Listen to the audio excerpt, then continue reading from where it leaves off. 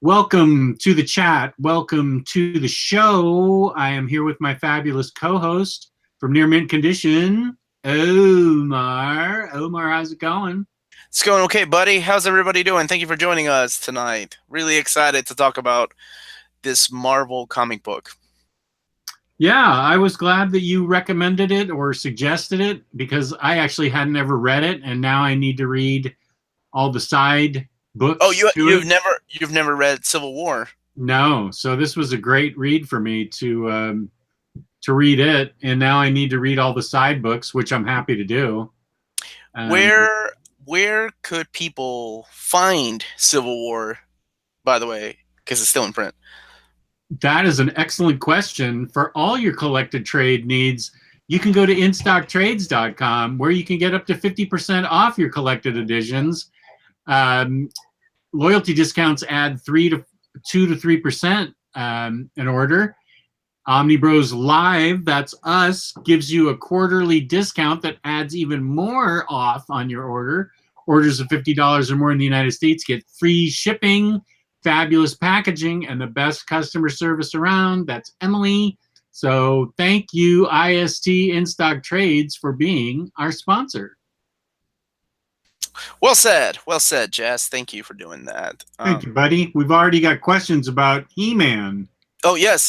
So really quick, Brooks, our fellow buddy from the Omnibus Collector group, posted links to the DC solicitations, and DC snuck in a couple of things in on us.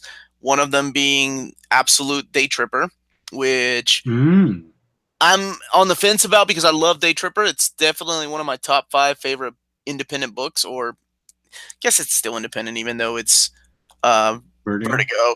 Yeah. But I just love the art, and the art, it deserves that treatment. It deserves the oversized art treatment. It is a beautiful book. And the other one they snuck in was Sandman Volume 3, Omnibus Volume 3. I'm excited about that.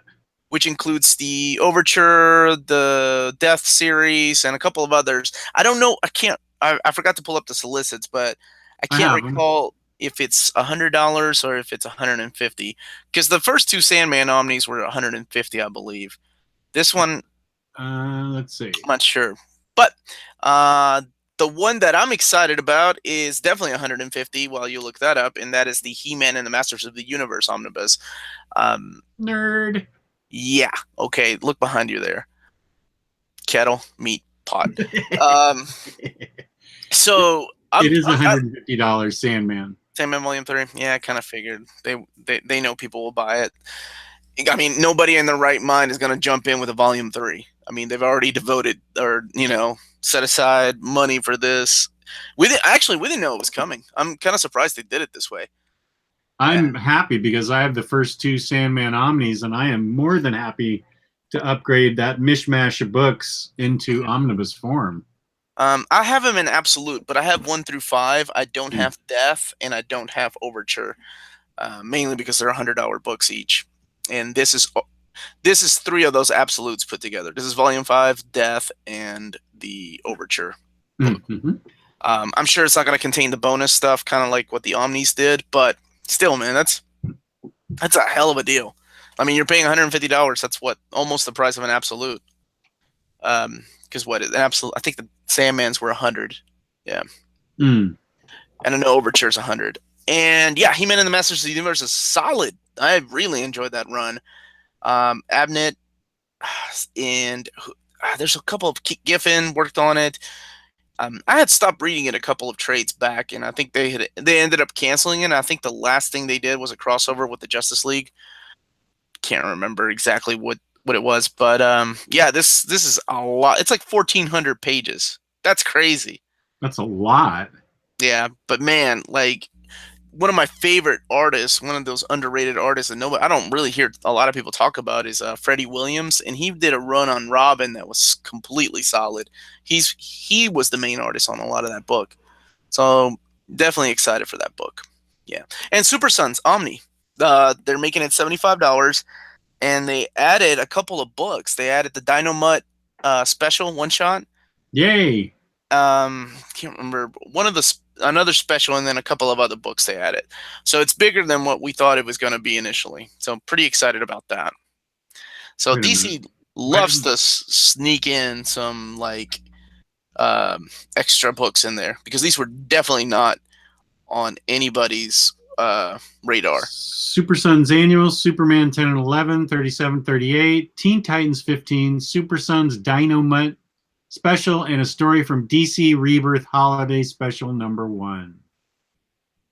Yeah. So I mean, that and Super Sons, He-Man are a definite buy for me. I'm still on the fence about Day Tripper, and I will pass on Sandman Omnibus 3. I will try. Hey, here's a question for you. Man, the question's already started. This is awesome. Is Motor Girl Omnibus hardcover the same size as the paperback? I would hope so, because it's not a big, like, let me show you guys. This is probably, yeah. It's not when it says omnibus, it's not a big book. It's not like an absolute or omnibus size thing. It's actually kind of a small book. So here's the Motor Girl Omnibus, and next to Marvels, which I'm talking about tomorrow on my show.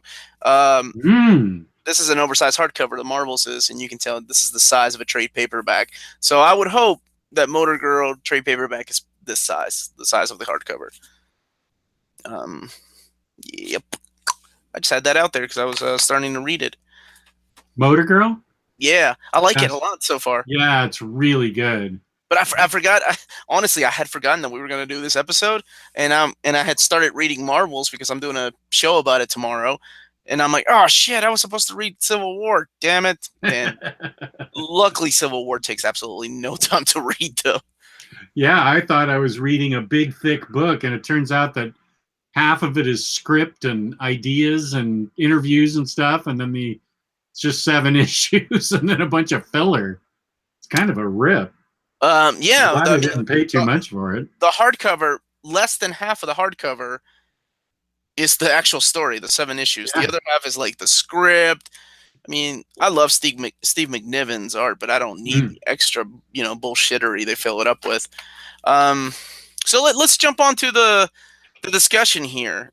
So we're going to be talking about Civil War, and just in case you haven't read it, this is the original series from, when did this come out? 2005, 6? Yeah, 2006. In case you haven't read Civil War, just a heads up, we'll be talking about some spoilers.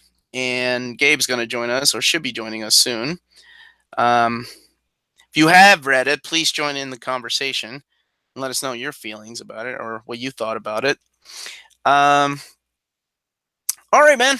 Let's do it. You kick it off. What did you think of Civil War, since this is your first time getting your cherry popped by Mark Miller's mainstream Marvel writing here? Let me just say a word on my appearance. Somebody asked if I got in a bar fight. No, this is my ongoing struggle with skin cancer. So bink, bonk, and then she took a biopsy here, and there's other marks on my face. It's just because I spent a lot of time in the sun in my misspent youth, and so she came at me with frozen nitrogen, and I did not get in a bar fight or a cat fight or a dog and cat fight, whatever. It's only skin cancer. Man, brother, I forget that every time you do that, because I never ask. I know why you do it, but I forget. Yeah. Like, I know there are people that don't. That sucks, because people don't think about this stuff when we go out into the sun. I mean, my wife forces me to put like sunscreen on, because I'm like, I've always had dark skin, because Latinos and stuff. But she's like, yeah, but your ass can still get cancer, and I'm like, okay, yeah, you make a valid statement. Like, okay, true, can't argue with her, right? Because I don't, people don't think about these things, especially when you're young, invincible. Oh yeah, and it's mostly the spots that I missed with sunscreen. So it's like, up here on my hairline, the tip of my nose has gotten really bad recently. So I must have not hit that with sunscreen. But then it's, you would think that this spot I would have gotten with sunscreen. So it could be just random skin canceritis that it just has decided to pop up there. But yeah, every 3 months I go in. I see her quarterly, so she and I have actually developed a relationship where we're buddies. Okay, good. So back to the discussion. Civil War, I had never read it. I happen to be a fan of most of Mark Miller's writing. A lot of it I like. I I enjoyed this book. I enjoyed the whole concept. Which it's weird that I saw the movie before I read the book, but I'm one of those guys that that did not read a book because I suffer from collecting everything. So I collected all the Civil War stuff and then neglected to read it. And I went on to see the movie. And so this is different than the movie, much different than the movie. I enjoyed it a lot. I thought first starting out with the art is amazing. I've been showing a lot of the art here. The art is breathtakingly amazing. I thought that the plot was good, that the story was well executed. I enjoyed the sort of Iron Man and Captain America do split and go their separate ways. I enjoyed the people that joined. I have to say this book, and I've also read Hickman's Fantastic Four recently, volumes 1 and 2. And I'm really starting to hate Reed Richards. I really want to smack him around. He's just an arrogant. His portrayal in this book, anyway, and his portrayal in a lot of these books, is just that he's an arrogant. I get that he's the smartest man in the world, although he's like number 5 now compared to Moon Girl and Unstoppable Wasp's Force. But I'm getting kind of tired of him and his treatment of Sue. So even though it's a comic book, I definitely take it seriously. And I'm kind of tired of Reed Richards' attitude. But I dug the fact that, this is a spoiler, I dug the fact that Sue split up and sold out and went to the other side, went to Captain America's side while Reed was with Tony. This is a major spoiler. And Sue went over to went to Captain America's side while Reed stayed with Tony Stark. There's a big reveal where Spider-Man reveals his secret identity. I thought that I had heard that happened. One thing that I had questions for Omar in the chat, we have a OmniBros chat, and the question I had was, what happens next? Now, back in 2006, 2007, when this happened, I'm not really up on my Marvel as much as say Omar and Riley and the rest of the OmniBros. So, like, what were the repercussions in the continuing series of Spider-Man revealing his secret identity, since that was such a closely guarded secret? And I was just wondering,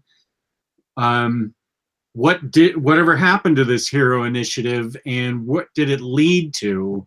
I will let you answer that, Omar. Although I have a feeling you're going to use the term bullshittery again. I've been pretty quiet. I've been talking to the chat, so yeah, that's cool. I was letting you say your piece. I appreciate it. I enjoyed this book overall. I enjoyed the event. I thought it was well put together. I like the individual characters and how they were reasonably fleshed out. Yeah, so I dug this book. Cool, man. I'm glad. You always find positive things about books, and that's one of the most. It's one of the things I love about you, is that you're such a positive guy, that you find, subpar books really good or good. That being said, I fucking hated this event. Why'd you have us read it then? Because I had forgotten how much I hated it. You're the best. Back in the year of our Lord, 2006, I had a website and a podcast, and I remember these books were coming out, and we would talk about them monthly. And I remember the issues I couldn't remember specifics. I just remembered, like, why did I hate this book so much? Keep in mind, I don't know if I hate Civil War 2 just as much, or if not more. Maybe we need to go back and reread that a couple of years from now. First of all, the artwork is completely amazing. This is Steve McNiven doing what Steve McNiven does best. It was delayed a couple of times, so a couple of issues were delayed for a couple of months because he just takes a long time to draw some of these things. And you can tell, like, there's a lot of detail that goes into some of these characters. A lot of the action sequences are done. It's like a cinematic fucking movie, man. It looks amazing. I mean, there's a couple shots that they even borrow for the Civil War movie.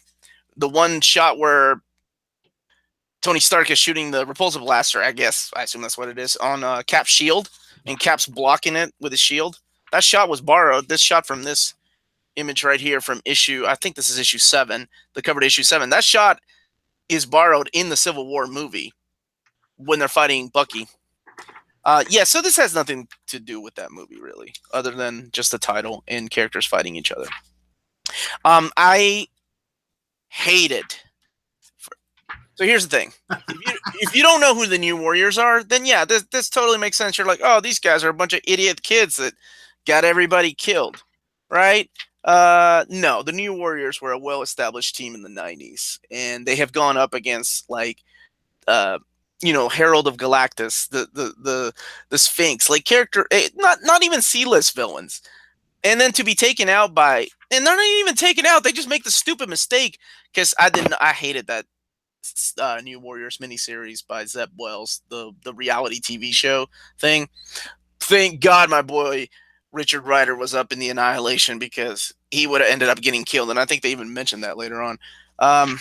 So yeah, Nitro, the guy that gave Captain Marvel cancer, the guy that fucking Rusty from New Mutants took out, ends up blowing up a city block, right? And they blame the New Warriors. Nobody's blaming Nitro except for Wolverine, but you have to read the Wolverine series that's going on at the time, the Civil War Wolverine series, to find out what happens to Nitro when he goes after Nitro.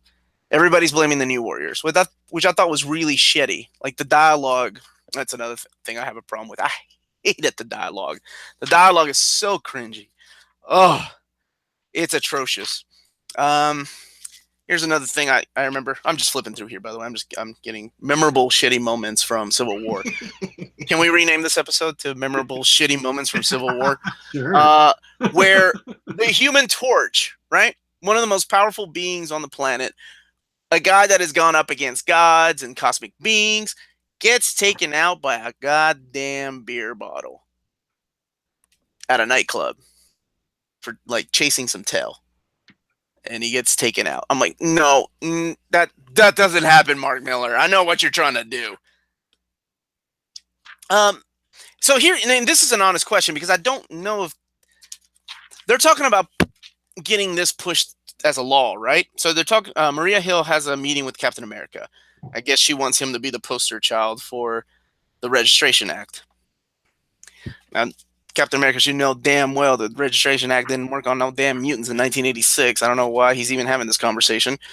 But why did they go ahead and start attacking him? Why did they start going after heroes? If it's not a law yet, how do they have the I guess the right to do this? And that's an honest question. I've always wondered that, and I'm kind of wondering now. I'm asking you, Jess. I assume you know the law more than I do. Oh, I think they wanted to take him off the board as soon as possible. Right, but you know what I'm saying? If it's not a law, it's just a red, like, they're trying to push it. How did they legally? I mean, I know it's S.H.I.E.L.D., but how did they legally go after heroes before they voted for it? I think it was illegal, and they wanted to try and take him off the board right away. I don't think they were negotiating in good faith with him at all. They knew he would say what he was going to say, and so they just tried to take him out. That was my take on it. Okay. By the way, love that panel. Captain America on a jet fighter. That's awesome. It's a great panel. Lots of cool surfing it. Lots of cool moments. Like, honestly, I think the story itself was an interesting idea had they not made it so one-sided. Because I can't really imagine anybody reading comic books siding with Tony Stark or Reed Richards. Right? I mean, they're Yeah. obviously super villainous when they clone, not even cloning a friend, but a dead friend, right? Because Thor is dead at the time. And Okay. they clone Thor, so you're cloning a dead friend, and oops, he accidentally kills the black guy on the team. I ain't even gonna fucking. I'm not even gonna go into that. I'll even let that slide. So they kill Bill Foster, right? Yeah. Black Goliath. I'm sorry, Goliath, as he was going on here.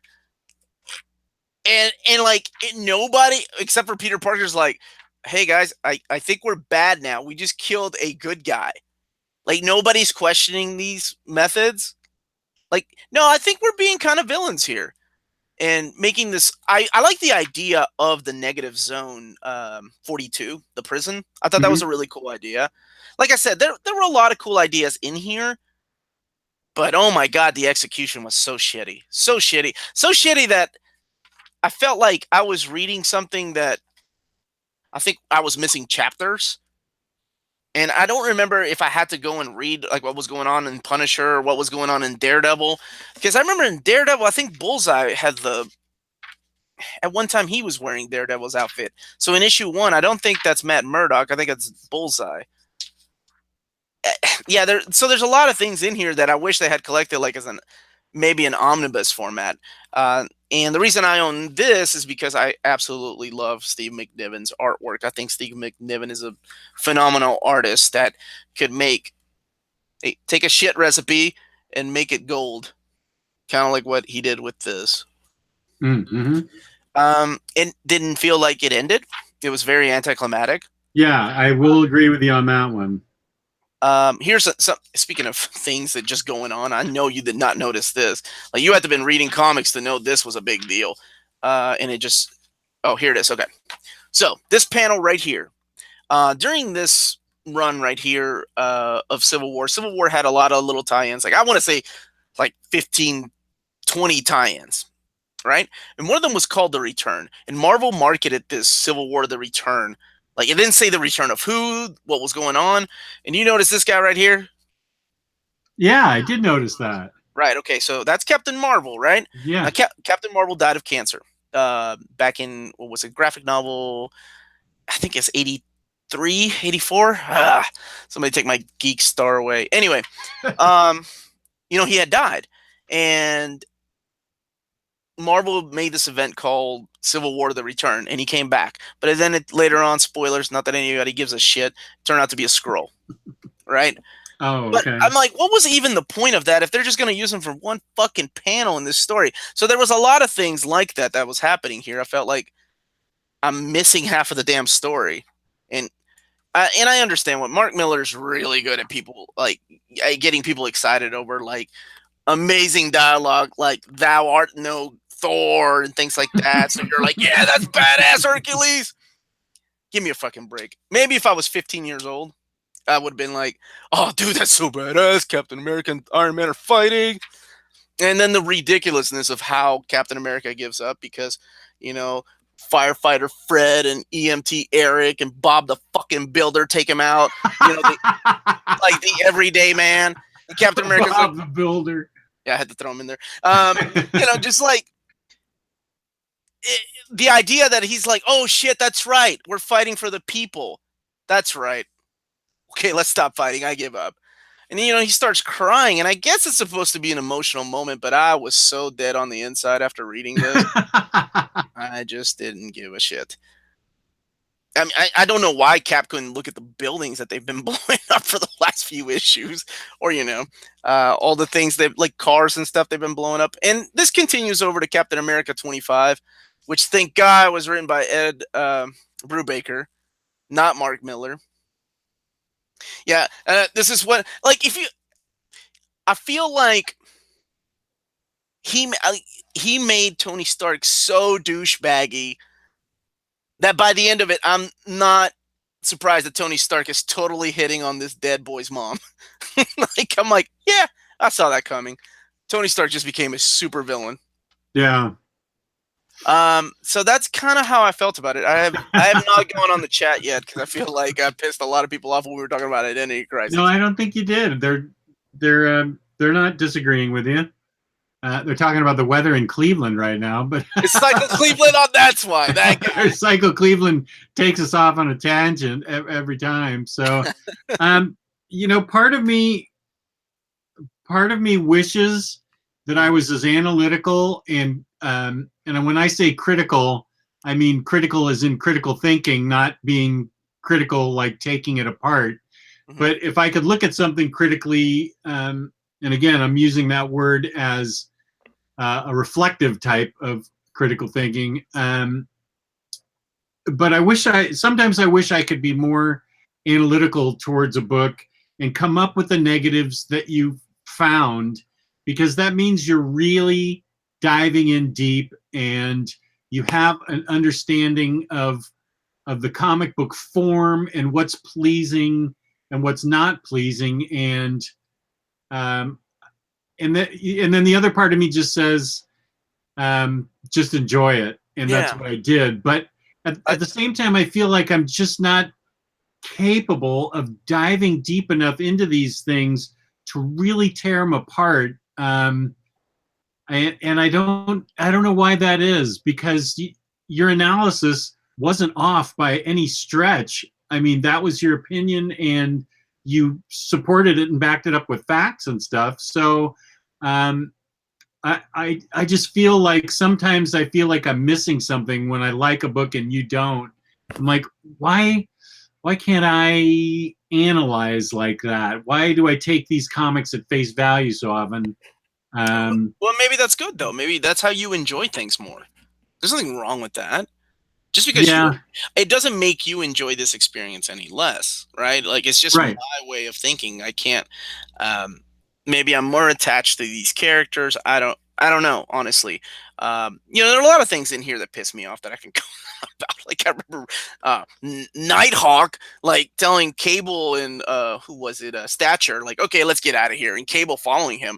Like, dude, Cable, do you know who I am? I'm fucking Cable. I had over 100 issues. Like, Nighthawk had a one shot, and you're not. I think at this time, I don't even know if this is a real Nighthawk from this Society, whatever the hell they were called, or if he's like the Nighthawk from Avengers. Like, it doesn't matter. I'm like, who the fuck is this Nighthawk guy bossing Cable around? It's like legit. It's like Mark Miller said, okay, quick, give me like. I don't even want index cards. I want post-it notes, and quickly give me a summary of these characters. I feel like if this was in the Ultimate Universe, I would not have been mad, because it would have made, like, the characters, the way they were written, were almost like the Ultimate versions of themselves, and I would have been okay with that. Like, Ultimate Reed Richards turned out to be the super dickest of the dicks in, what was it, Ultimate The End or Ultimate Cataclysm, whatever it was. I get it, but this Reed Richards was just acting way beyond stupid. So much so, I don't know why Sue didn't go and bang Fish Boy. Fish Boy. Speaking of Ultimate, I did read a bunch of Ultimate comics because they're part of my Hickman run. I'm not segueing out of Civil War yet. I'm just saying I did read a bunch of Ultimate comics as part of my Hickman run, just because we were talking about Ultimate comics. Omar's dead inside. I am not. That's Iron Cardinal. Thanks, buddy. I appreciate it. Bendis and Miller burned his childhood home and stole his identity. Yeah, Ultimates. How far did you get in Ultimates? What did you read? Part of the Hick Vendor stuff, or the Hick? What I read was this week. I finished Fantastic Four 2. Fanfabulous Four. Oh yeah, Fanfabulous Four 2. Mm-hmm. Then I read Shield: Architects of Forever. That's the first one. The first one, yeah. The second one hasn't come out yet in collected form. Then I read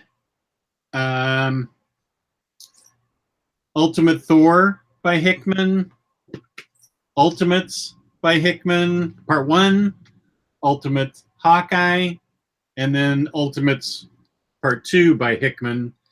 You read all those already? I did, yeah. As part now, the next thing I'm doing is I'm reading Hickvengers #1. It's upstairs. That is a meaty, beady, big and bouncy book. That thing is huge. It's a big book.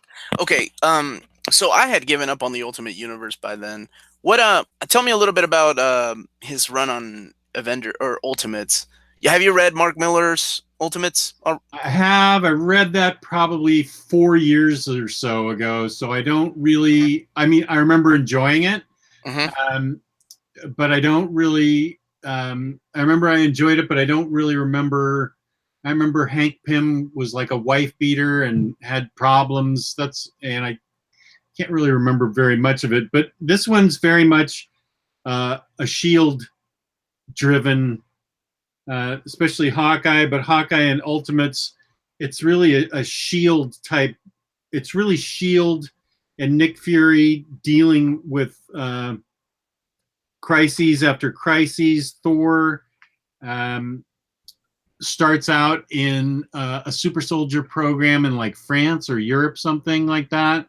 Okay. And all of a sudden he starts remembering he's actually Thor. They started using him as to create a super soldier, and then he started remembering he was Thor. Odinson. Yeah, and at first they thought he was crazy. Yeah, that's the way the Ultimates wasn't it? Like they thought he was just like a rock guy that they thought he was a crazy dude, and then they turned out to be Thor. Yeah. Okay. So, and of course, Loki sells him out, and let's see. They invade Asgard. They burn it down. They burn down the Tree of Life, and so Thor has to deal with that.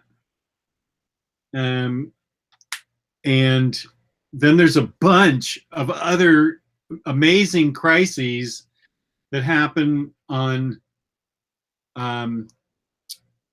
Earth. The main one being that these children of tomorrow I don't know, I can't even explain. Like there's what's happening in this book. Maybe it happens in Ultimates, but there's like Zorn and Zorn, XORN and ZORN, who are basically split up and create these elevated countries that they rule on. And then there's the children of tomorrow who all of a sudden show up with like a living city that starts to swallow up and take over part of the earth. And it's revealed that the leader is a futuristic Reed Richards who's come back to develop a futuristic society on present day Earth. And okay, yeah, and it's well done. It's really interesting. There was an awful lot going on in it because eventually they get Zorn from X-Men, like the guy with the metal head. He has a metal head. Let me see if I can find a picture of the two Zorns. Because he does have a metal head, but it's not like Zorn from New X-Men. It's although it's spelled like it. So Ultimate Zorn. Yeah, it's Ultimate Zorn, exactly. Boy, they were really scraping bottom of the barrel there for characters. Was there an Ultimate Maggot too? So Hawkeye's put in charge of like rallying the troops and getting Zorn to help them defeat the children of Reed Richards' futuristic society. Here's a picture of Zorn right there with Hawkeye, if you can see it. Yeah, Hawkeye looks like Wonder Man and Nightwing had a kid. And yeah, exactly. Actually, it looks like he has a star for a head, which was the original concept for Zorn. Okay, cool. I never read any of this stuff because I had given up on the Ultimate Universe. And right. Like, and Ultimate 3 was so horrible. And by the time you get to the, what was it, Ultimatum? Oh, fuck that. I'm like, I'm out. Well, I had to because it was part of the Hickman readathon. Oh, you mean like it's suggested reading? Yeah, as part of Hickman Why? Marvel reading, because it's Hickman and it's Marvel. So But the okay. And I'm sorry, I'm not being a smartass. I really just want to know why, because none of these characters come over to the 616 universe, do they? Or do no, they? it's completely skippable as far as the Hickman readathon goes. I think you can read Shield Architects Forever, Fantastic Four 2, and then skip Ultimates Well, I didn't and go know. straight to Hick Vengers. I really didn't know if he had used any of those characters in his like Avengers run or Fantastic Four, because I thought, yeah, most of them stayed in the Ultimate Universe. Yeah, as far as I know, they do, but I haven't read Hick Vengers yet. I don't know that this informs anything in the future, but it was on the reading guide, Okay. so I just said, "What the heck? I'll just read it." And it didn't. It didn't inform anything in Fantastic Four 2, and I don't know if it affects anything in Hick Vengers 1. I think it was just fun reading, but it's if you're doing an Omni read through or an Ultimate Collection read through or something, you don't need to get these comic these ultimate comics by him, although on their own they were interesting ultimate books, ultimate comics. Ultimately, books. they were pretty. Ultimately, they were ultimately interesting. Yeah. Okay, fair enough, my friend. Fair enough. Yeah. Yeah, I wasn't being a smartass, man. I was just wondering if No. Yeah, I get it. Because I know he built this whole world, like starting with the secret warriors, and then he moved on to Fantastic Four, and he started building on that, and it feels like one big massive story when you read it together. And those books I had never read, so I'm like, well, shit, maybe I'm missing something. No, you're not. Okay. And it only took me half a day to read them all. But they were fun. I think if you're interested in the Ultimate Universe, they're a good read, but they don't have anything to do, as far as I know, with upcoming Hick Vengers book. And I'm really actually doing well. This is the best I've done in a readathon. Hellboy, I hit a wall, and this one I'm just jamming right through. Part of my problem with Hellboy is some of the books hadn't come out yet in collected form, so I was waiting for them. Well, now they're all. Do you have them in library edition, or do you have the trades? Well, I have I have it all in hardcover. Whatever's been released in hardcover: Plague of Frogs, BPRD 4648, and then whatever I have else: Witchfinder, Abe Sapiens now in hardcover. I have everything that's been released, but now there's new stuff being released, and the Mignolaverse has shifted a little bit. So I'm waiting to see where the new books settle in, and then I'll continue on my Mignola readathon. Sorry, I'm reading the chat there. Yeah, me too.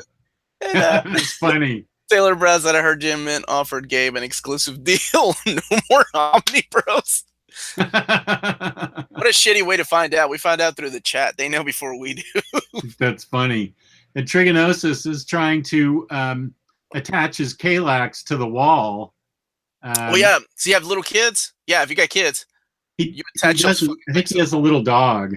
Oh yeah, don't even risk that. Yeah, I hear horror stories every year. That's what I've done with my Billies and my Kalax. I attach them to the walls. It's gonna be a bitch when I move this stuff down because my wife wants this room, so I gotta move it to my basement. Yay, that's gonna be fun. Yeah, so Trigonosis, don't lose hope. It's actually pretty easy to strap your Kalax to the wall. It's Gabriel, and he's known as Fail Master. So usually when he tries to put toys together and stuff, they break and explode, and he makes videos on it, and it's great. But I urge you, Trigonosis, to keep fighting the good fight and try and attach your Kalax to the wall. Yeah, I was never like that, honestly. I was like, whatever. But until I had kids, and I'm like, that from that distance, from the height those Omnis are, that could probably hurt my kid. Yeah, you're right. Yeah, so I was like, I'm just gonna play it. Especially my second kid is the one that liked to climb, so I'm like, I gotta. There is that. up there on the shelves, and I'm like, shit. I swear, man. Like when you have kids, it's like the first 4 years you're trying to keep them from committing suicide. Like that's Right. really what you're doing. And I should not be responsible for anybody else's life, let alone mine. Like, Jess, did you order the Hellboy short stories volume 1? I did not. I'm waiting to see where that appears in the reading order before I buy it. Chase Jew, thank you for that question. So has Tyler Chu been scaring you, Trigonosis? Don't worry. You can do it. Lionheart, I don't have room in the basement. I gotta move. I gotta reshuffle stuff. But still trying to find a job, so I got this whole summer project with me after I come back from vacation. Yeah, it's gonna be fun. At least I'm lying to myself. It's gonna be great. Moving all these books downstairs, moving statues around and stuff like that. Jess, did you read Batman Rebirth Deluxe 2 yet? No, I'm going to this week, Taylor Brown. I have that and Superman Deluxe. I have a ton of deluxes that I need to read, oversized hardcovers. And now that I'm starting Hickvengers 1, I can sort of take a breather and read some other stuff. So I would like to get caught up on Rebirth now that I have and I got to get caught up on Nightwing too. Yeah, I read all those when I got them because I had nothing else to do. They read pretty quick, and they're a lot. And honestly, they're really good. I even had the one I kind of pushed myself to read was Suicide Squad, but that was because it was just bad. Yeah. I did read Ultimate Spider-Man though, the Miles Morales stuff. Oh, you read it already? Yeah, I read 2 days, and I mentioned in my video that I'm like, maybe I should take back what I said about Bendis. Maybe that's the type of Bendis that I liked when he's focusing on one character, and he's kind of new to both the Ultimate Universe and my universe, that I know nothing about him. It was a really quick read, and I really liked Miles. I thought he was a good character. That's cool. I was a big fan of that omnibus. It's got a lot of issues still. Nothing that a little glue won't fix. But I can't believe that they let that Omni out like that. Where now the spine. Mine doesn't have those issues. Have you read it though? I relaxed it. I haven't read it yet though. I want to read Carnage first. You relaxed it. I love these terms that we use because, like, I think my brothers make fun of me when they see me doing that with my Omnis. They're like, "What the hell are you doing?" And I'm like, "I'm making sure the spine doesn't bust or break later." And they're like, "Man, just when we didn't think you could sink any lower." Avatar, yeah, that's what the surprise was when I got it for I Roved Out. I had no idea it was a Kickstarter project, and I liked the art that I saw on Kickstarter. And then it came, and that was, I looked at it, and that was what the whole hoorah was with Emily's mom in the chat, was that I was looking at this book and discovering what it really was. I had no idea that that's what it was. I was just like, oh, hey, this art looks really good. I'll do this Kickstarter. And I found out quickly that, yeah, it goes there. It very much goes all the way. So yeah, no, I had no idea when I ordered it. One of my favorite moments in OmniBros for sure. Omar, how was your Miles Morales binding? Some people having binding problems. I didn't have the problem at first. Like, I had read 3/4 of it when I did my video, and then I finished reading it the day after, and I noticed that the spine started coming apart. Not apart, I'm sorry, coming away from the back. So I was like, oh, that's happened before, so little glue. I'm just surprised they let it go through quality control, since a lot of people have had that issue like that. Yeah, it seems like everybody had that issue. I'm kind of scared to read it, but that's one of the books I've been really looking forward to. Oh, just don't read it. Just leave it on the floor with Akira and all your other sealed that you have. It's not sealed. I opened it up and relaxed it. Oh, you just made the value go down. That's cool, man. You poor schmuck, you. Easy. Bendis is watching this live stream and fist pumping right now. Omar finally likes me. I like Bendis. He's a nice guy. I just never really liked his writing. And I did read Man of Steel. I thought 1 was good. 2 was typical Bendis, and 3 was good. So I'm excited to read 4 to see where this is going. Like I said, I gave him the benefit of the doubt. Let's see what he does with Superman. And is Man of Steel a limited series? Yeah, it's 6 issues, and then they'll kick off Action and Superman again with, I think, Ivan Reyes, and I cannot remember who the artist is on Superman. But yeah, it's a limited series that's gonna kick off that stuff. So far so good. And then they've announced all his Bendis World stuff. Yeah, I saw that. Did you read anything else besides Miles Morales? Yeah, I started reading Motor Girl, and I told you about that. I read Marvels because I'm doing a show about it tomorrow. I hadn't read that. Old book, new reader, whatever. Yeah. Thanks for watching, Jess. I love Marvels. I love you. I love Marvels. Alex Ross, man, Kurt Busiek. Oh my gosh, 2 of my favorite creators coming together for this big Marvel orgasm. It's awesome. Told through the eyes of a reporter. So I read that. What else did I read? I read some Donald Duck and Uncle Scrooge. Been keeping busy this week. Just trying to keep my mind busy. So I've been working on my my little project with my daughters. I've been working on a book with them for a while, like a little kids book. Yeah, did that before they were both born. So each one got a book. So I'm finishing. Oh wow, that sounds cool. Yeah, that's really cool. Yeah, so it's just something that I set aside because I got busy with work, and then I had forgotten about it until I found it. I'm like, hey, I'm not busy now. I could start doing this again. So I've been doing that. And finishing up Ninja Turtles, my reread of Ninja Turtles, the IDW stuff, which is phenomenal. If you guys have not read it, you should. There's this awesome channel called Near Me Condition. They did a whole video tour of the overview of the TMNT IDW stuff. If only they just keep the shit in print. I swear, every time I feel so bad. Sometimes after I make a video, they're like, "Hey, asshole, Volume 3's out of print." I'm like, "It was in print when I made it."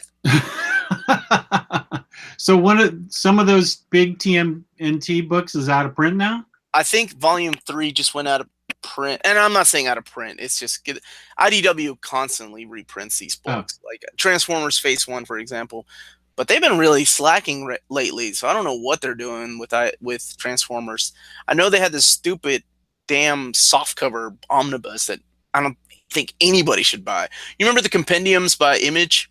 The Top Cow stuff? Yeah. It's they look like that. It's ridiculous. A softcover omnibus should not exist, even though I own 4 of them. That sounds right. But they would look better if you're gonna charge $60 for a book. You might as well just round it up to $100 and make it a hardcover, because that's ridiculous. Like at least for me, because they're doing the same thing with the Max. They're doing a Max omnibus with the recolors. The Sam Keith's Max. Yeah. And it's a softcover omnibus. And I'm like, no, I'm not going to buy that. I'll wait for the hardcover. That will never happen. Now, IDW is really weird about their stuff. Sometimes their stuff sits on hiatus for years. I'm still waiting on Transformers UK Volume 6. I think it's 3. It's been in my cart at Amazon for 3 years. And every few months I have to are you sure you still want this item? Fuck yes, I do. Don't tell me what I don't want, Amazon. It's still coming. I'm hoping. Omar, is Longbow Hunters collected in all those Mike Grell volumes series? No, it has its own collection. So that's what kicks off the Mike Grell run. So even the spine looks different. It's black. So it's called the Longbow Hunters, and then it kicks off the Hunter's Moon. That's Volume 1. So unfortunately, no, it's not collected. Rick Nelson, Omar, you're going to make me poor after watching your video for TMNT and Wonder Woman Omnis. I felt compelled to buy them. That's awesome. If only I worked on commission. Yeah. Do you want to go over previews at all? Sure, if you want to. I got a little bit more time, and then I got to go. How much I will save you some money, Rick. Do not buy Civil War unless you like shitty stories. But if you love wonderful artwork and, are weak at the knees at looking at Steve McNiven's wonderful panels, then by all means buy it, because that's what I did. I am a bit of a hypocrite. Let's see. No, I did not haul anything this week. I did a big haul.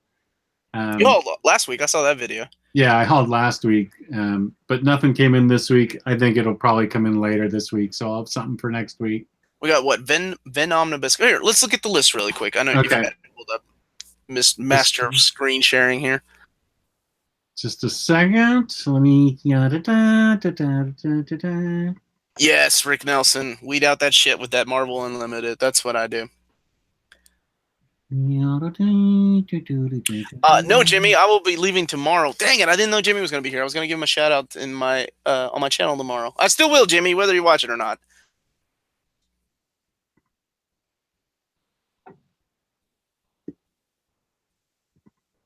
Yeah, that's what I do.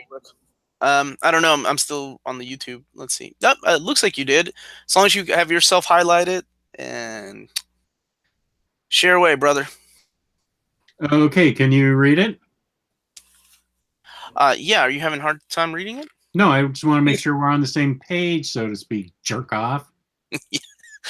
Okay. Let's see here. I'm just looking at the highlights here. Amazing Spider-Man Worldwide, trade paperback 8. We're actually getting all those in hardcover collection, so that's good. Batman Golden Age Omnibus. Is that you, brother? 50% off. That is me. 50% off. You know it. Yeah. You know me well. I sure do. If it says Golden Age, it's all you. 50% off Dark Knights Metal Dark Knights Rising. That's $15. That's a hardcover. Let's see what else is at 50% off. Can you do me a favor and scroll down some, sir? Surely we got to have. Okay. So let's see. Here is. There it is. The Ven Omnibus. Volume 1 hardcover, 50% off at $50. Are you getting that?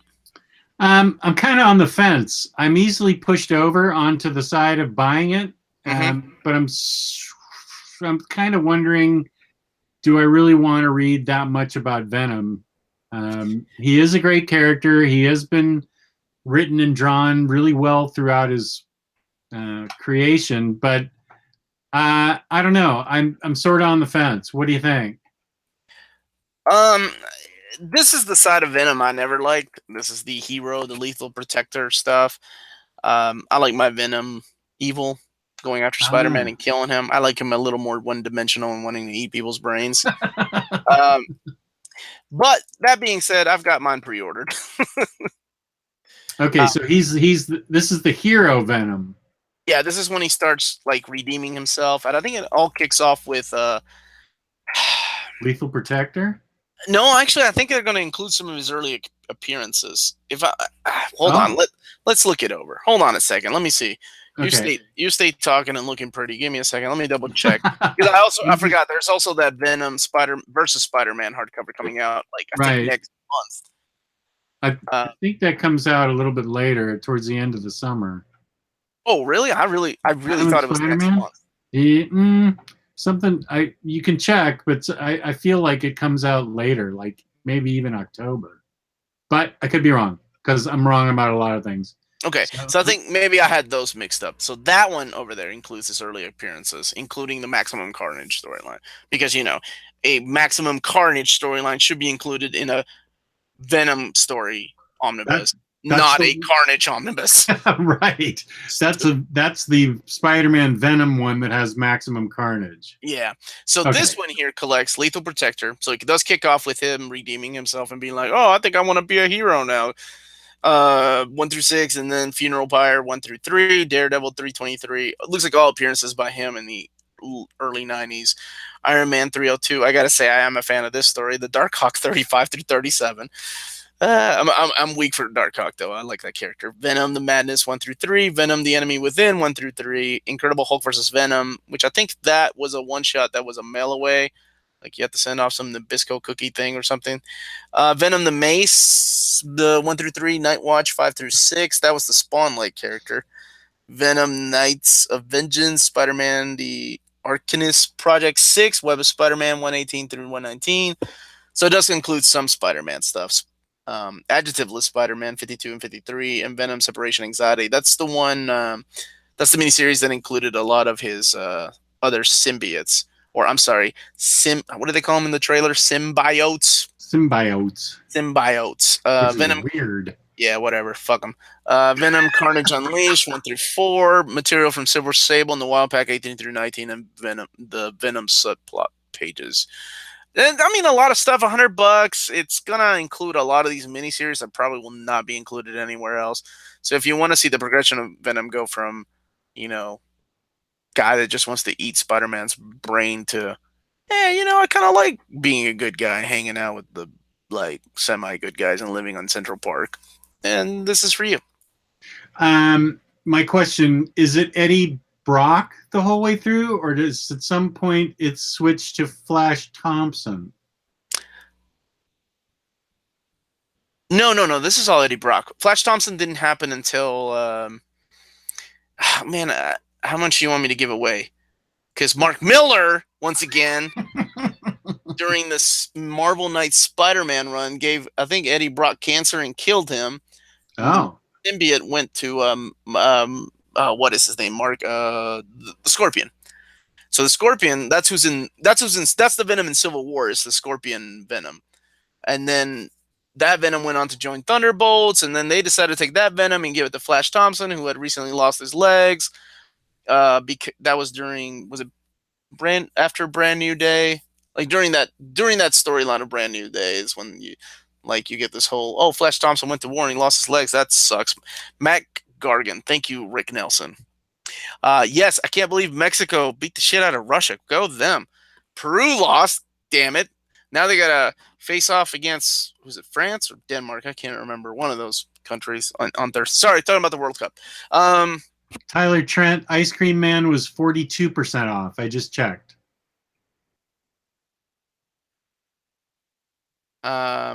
So Omar, how do you have the JMS Spider-Man? I have them in the Best of Spider-Man. I have volumes 1 through 5, and then the other. So I have all of JMS in hardcover, oversized hardcover, with the exception of One More Day, because there's no way in hell Marvel will let that be put in oversized hardcover. So I have the normal size hardcover of that, One More Day, where Spider-Man makes a deal with the devil, or Mary Jane makes a deal with the devil. Stupid story. But that's it. So that's the previews. Yeah, go spend your money, hard-earned cash, guys. Lots of good stuff coming out this week. Okay, Omnibus sounds like it'd be good, and that I think you will like it. Just keep in mind it's all Eddie Brock, and he's kind of a villain at first. It's got art by Ron Lim. Kelly Jones did some of that stuff. Lots of stuff by Ron Lim, because Ron Lim was drawing every Marvel comic at the time. The guy was drawing 8 books at one time. He's amazing. And the story was pretty good. A lot of them by David Michelini. Okay, yeah, I like him as a writer. Yeah, his Spider-Man was always fun. Yeah, I really liked his Spider-Man. I remember reading that back in singles. Oh, okay, yeah, then you'll enjoy that. I think the Hulk issue was written by Peter David. I can't remember exactly, but Carl Potts wrote some of that stuff. That was the other guy, and Carl Potts still wrote some of my favorite Punisher books. Tom Lyle, that was the other guy that drew that. I was just looking at the Amazon solicit. Tom Lyle was the other artist on that too. Really liked him when he was doing Robin, in the miniseries of Robin. All right, man. Let's take some questions, and then I can be off, and I'll be on a break for about 10 days. Miss you guys. Holy smoke! Yeah, we have a surprise show for you next Monday. I'm not going to spoil the surprise, but it's not for me. No, you're going to be in Spain. Oh, I was like, does it include boobs? That's the only way I'm going to watch. Well, I just want to put you on the spot, Jess. Yeah, you did. We will. we have a surprise for the people in the chat, for people that subscribe. It's going to be a groundbreaking, fabulous episode next Monday. It's going to be something you've never seen before on OmniBros. So it's going to be exciting. We're looking forward to it. Yeah, I'm excited for it. We had talked about it for a little bit, and we'll see how it goes, and hope everybody enjoys. I'm sure they will. But in all seriousness, I will miss you guys. This has been a part of my, part of my life. Like just talking to you guys, taking this out, whether it's my show or you guys. I'm just gonna miss this outlet. So yeah, I will be in Spain and France, and I'll probably visit some comic book shops while I'm in Madrid. Get some probably that Blueberry stuff or some Mobius stuff that isn't available here. Ooh. But taking the wife, the kids, something we've been planning for a while. So really excited about that. And don't do anything too risque next Monday, Jess, or Emily's mom will be on the chat shaking her head like Lee Trevino and Happy Gilmore. No, Omar's just going on vacation. He's not leaving the show. God, no, we're not letting him go. Yeah, I'm just going for 10 years. 10 years. So no boobs. Sorry, Philip. Yeah, I won't be taking my shirt off. That is a guarantee. Nobody wants to see that. We don't know that yet.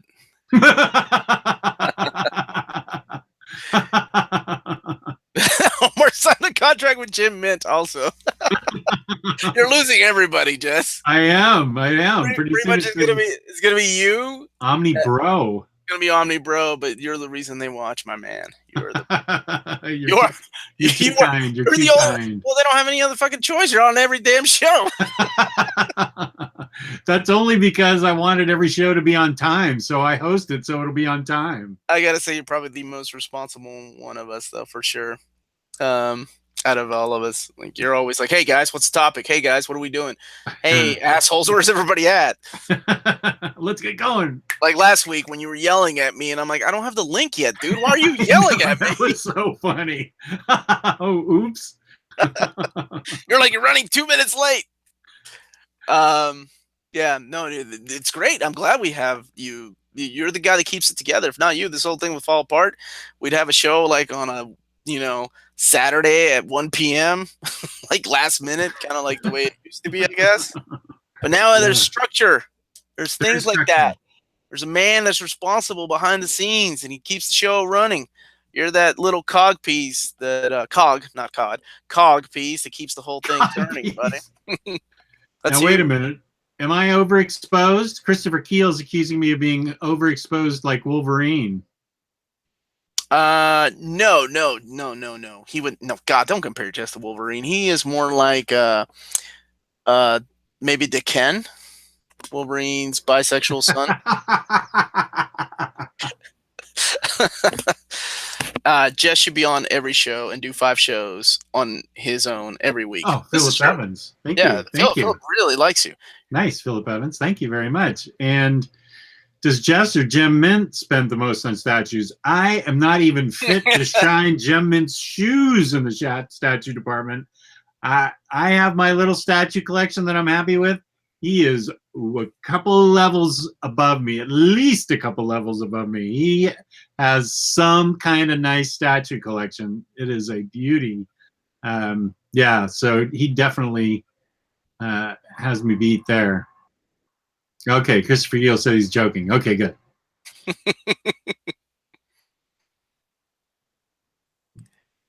Yeah, I was gonna say that those guys are serious about their statues, and they have the room, I guess, for it.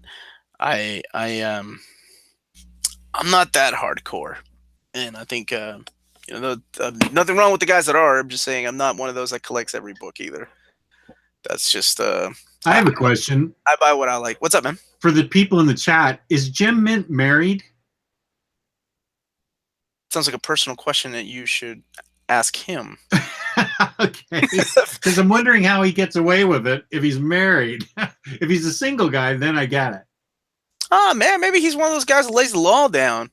And look, I'm the breadwinner. Everybody says yes, he is married. Wow. Okay, good for him. There you go, Jess. Maybe you should watch his budget episode. And I'd like to have his budget episode.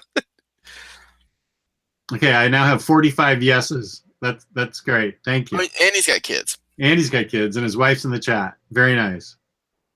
Okay, well, he swings at being married with kids. My hat's off to him.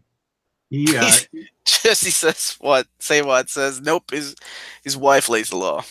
Really? She's the moderator on his show too. Wow. That's an idea. That's how you get your lady involved, Jess. Like, hey, you want to watch two assholes talk about nonsense comic books for like an hour, maybe 2 hours sometimes?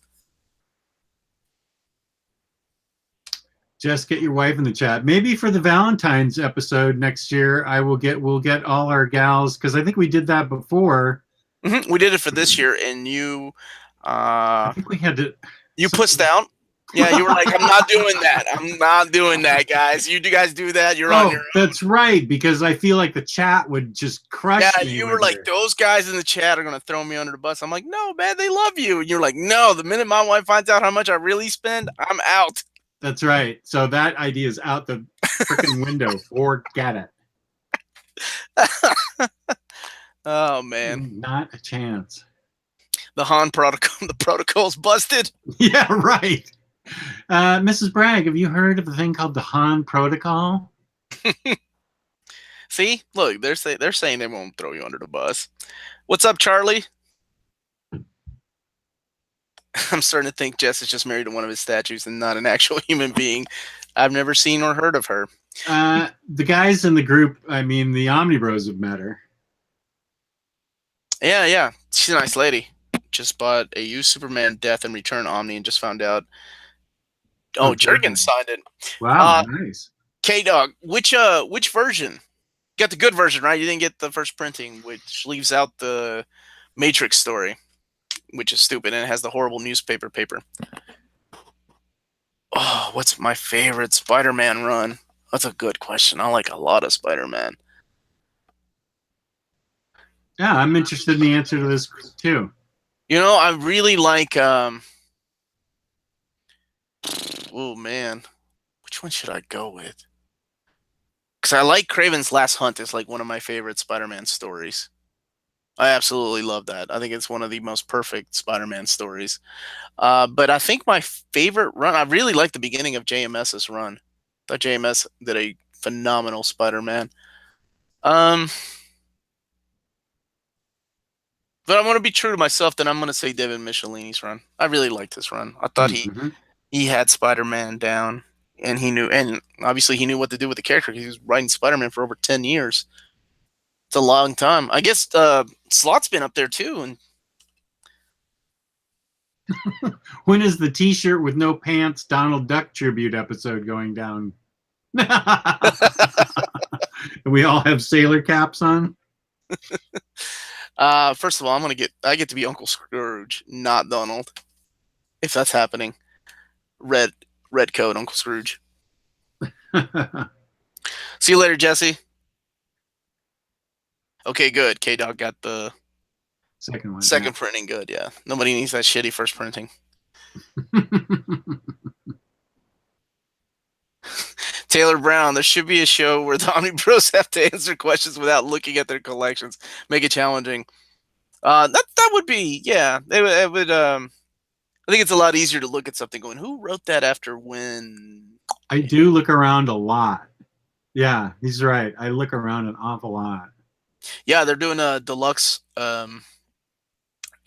printing of that, aren't they? Philip Evans of Last Hunt, Kraven's Last Hunt. There's another autograph in it.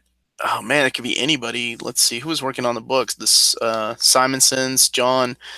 I can never pronounce his name. Bogdanova, right, Jess? Bogdanova? Yeah, that sounds right. Yeah, sure. Thanks, Jesse. There's my buddy Make Havoc. What up, Havoc?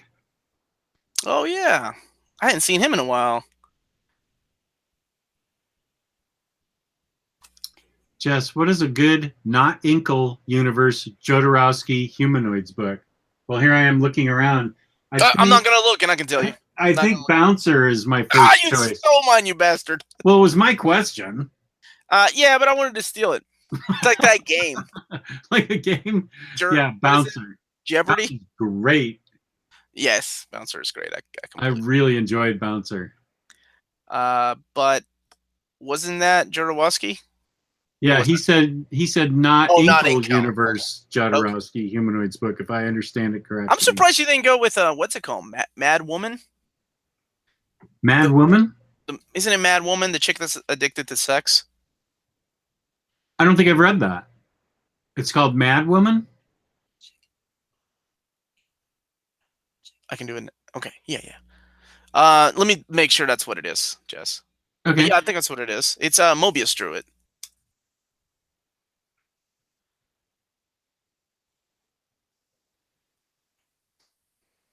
Let's see, humanoids. I own it. It's downstairs, and I said I wasn't gonna cheat. Damn it. That's cool. Tell me about it. Yeah, Mad Woman of the Sacred Heart. I'm surprised you didn't go with that. Go I look don't it up. own it. I don't know anything about it. Oh yeah, go look at the cover on Amazon.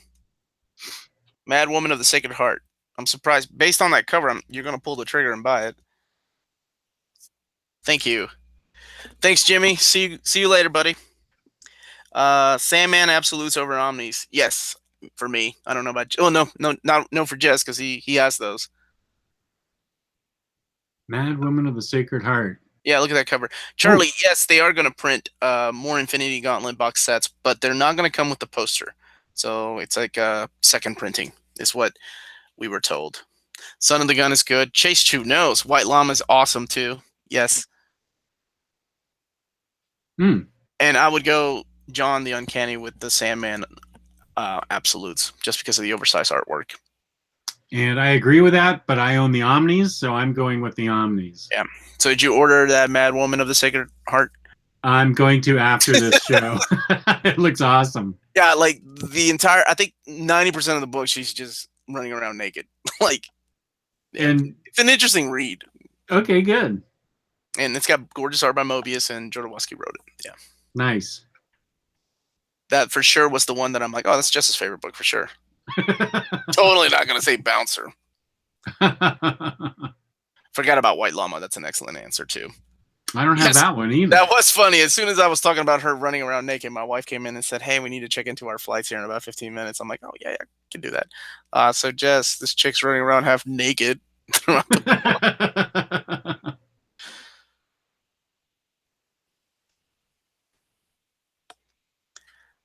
Anyone else hear Marilyn Manson's cover to Cry Little Sister for the New Mutants movie? No, but I'm going to listen to that. Yeah, I'm excited that there's still a New Mutants movie. I feel like they were going to push it off into oblivion. It will be released straight to DVD or Blu-ray. Ah. But it will come with the toys. That's the only way you're going to get it. I feel like that movie's just going to get pushed back, and nobody's going to care by the time. I was really excited for that movie with the horror aspect. That sounded really good. Yeah, taking the Demon Bear saga and making it into a movie. Yeah. Even the visuals look very like Bill Sienkiewicz. Yeah. Did I say it right? Bill Sienkiewicz? Because Psycho Cleveland's not on in the chat right now. So to correct you. To correct me, yeah. He hasn't been the same since he changed his name, you know. John P. was a loose cannon. Psycho Cleveland seems to keep this shit together. Yeah, he's not yelling at us in all caps anymore. It's kind of lost the fun. I like The Eyes of the Cat, but I will say it's short and it's like a quick read. You just get it for the Mobius artwork. I can't even remember. I don't even remember if it has any dialogue. Is it just me, or are there barely any Image Deluxe coming out this year? Seems like it has just been Black Magic and Black Road. We're getting Deadly Class Volume 2. Black Science Volume 2 was released this year. Yeah, Black Magic and Black Road. What else is coming out this year? Thought I was excited about something. No? Yeah, there's a Black Magic Deluxe Christopher coming out. This is June. I think it comes out in July. Yeah, July. Hopefully next year we'll have more. Yeah, I guess he's right. Maybe there hasn't been a lot. I think he is right. I assume Kill or Be Killed will be released probably early next year, so it won't make this because it's about to wrap up.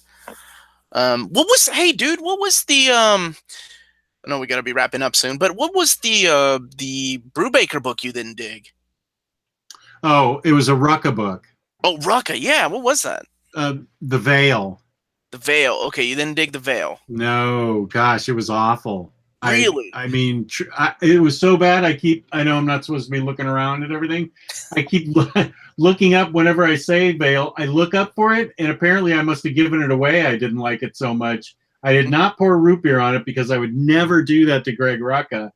But I must have given it away or sold it to Second and Charles or something.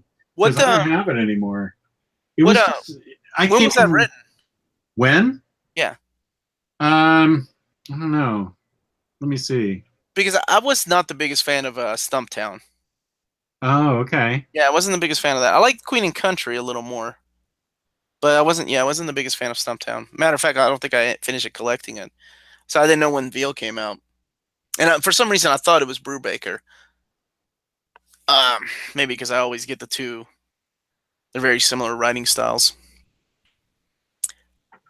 Where should I start reading Black Panther? We did a Black Panther episode, and I really think that these guys definitely recommended Reggie Hudlin's run, and I like Christopher Priest's run.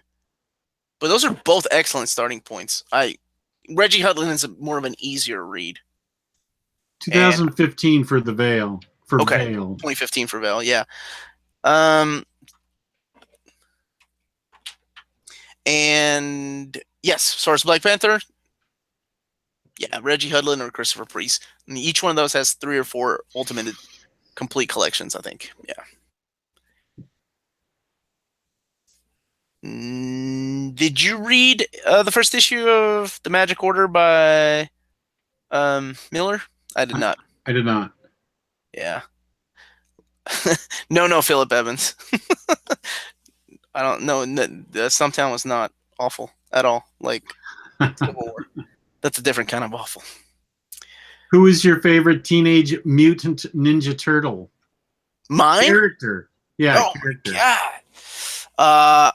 I identify a lot with Raphael, but I've always liked Leo. I like to be Michelangelo, but you know, I'm 40 now, so definitely more like Raphael. What about you there, Master Splinter? Do I look like him? No, I'm just older. Wiser. Or are you too good? Are you too good for mutant turtles? I'm not too good for them. I just never read them. Usagi Yojimbo. Dude, you need to check out the IDW stuff. I think you were going to force me to, weren't you? Yeah, weren't we going to have an episode where we had to review? I was going to send you some stuff to read it, and if it's part of an episode, I'll read it. Oh, when I had money, I was like, I was going to send all the shit to Jez, and he can read it. Let's see. I want to hear everybody else's response. Michelangelo, Donatello, Mikey for sure. Corey Feldman, Donatello, hell yeah! That's from the movie, Jess. Corey Feldman. And the IDW stuff is the best, to me, the best incarnation of that series, along with Transformers. Phenomenal storytelling, and I hope they continue the oversized format. And I got to bounce here in a minute, okay. So I'm gonna go ahead and you keep going, buddy. Maybe Gabe will join you. Whenever I'm left alone, the viewership drops in half. It's whatever, dude. That's when everybody starts talking to you and be like, "Hey, Jess," and you start asking questions or answering questions rather. So I'll answer questions for 5 minutes. That's it, because viewership just craters whenever it's just me. People hate me. Nobody hates you. Everybody loves you. So thank you guys for joining us. My name is Omar. You can find me on my own channel called Near Mint Condition. I will be on tomorrow night for a live episode at 8 p.m. Eastern Standard Time. And then I'm going to take off for about 10 days to be with my family. We'll have episodes that have been pre-recorded come out every Thursday still. But I will be taking off, and I seriously will miss this. About 10 days. We will miss you. I will think about you every night, Jess. Thank you. You can find me, OmniDog, on OmniDog's Vault on YouTube and OmniDogs_Vault on Instagram. I am going to update my Instagram. I have to. Once again, our sponsor, InStockTrades.com, where you can get up to 50% off your collected trade editions. loyalty discounts add 2 to 3% to that. And quarterly, there's now an Omnibros discount. If you order $50 or more of product from them in the United States, you get free shipping, fabulous customer service, fabulous packaging. That's instocktrades.com. We love them, and you will too if you haven't used them yet. Absolutely. So on that note, I am out, guys. Everybody be safe. I will be back in about 10 days. I'm going to try to sneak in and join the chat if I can. Later, maybe when you all do a live episode. So, Jess, my man, stay cool and keep in touch. Okie doke, dude. Take care. Everybody have a great night. Okay, this is where viewership drops in half. For 5 minutes, I can answer questions, or 3 minutes, or 1 minute, depending on if you have any questions. We're gonna miss Omar, but it's a good thing he's going. He needs a vacation, and he has a wonderful family, so it's gonna be great for him to go and see Spain and France. They've been planning it a long time, so it's great for Omar to be able to do that. So are there any questions for OmniDog out there? Or are you all just going to turn it off? And is that Zatanna CoverGirl statue nearby, Jess? I can take you out to it.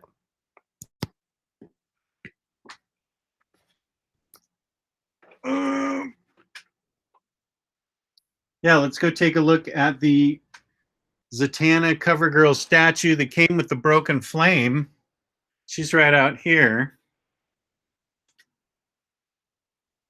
See if I can get a good... Here she is, right? Whoops. I just hit a button and lost my live shot. Just a sec.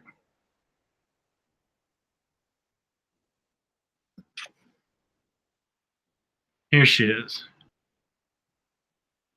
And this flame came broken. You can see it. Right here, the flame came broken, and I had to super glue it back together. So that's the Zatanna CoverGirl statue. Right there.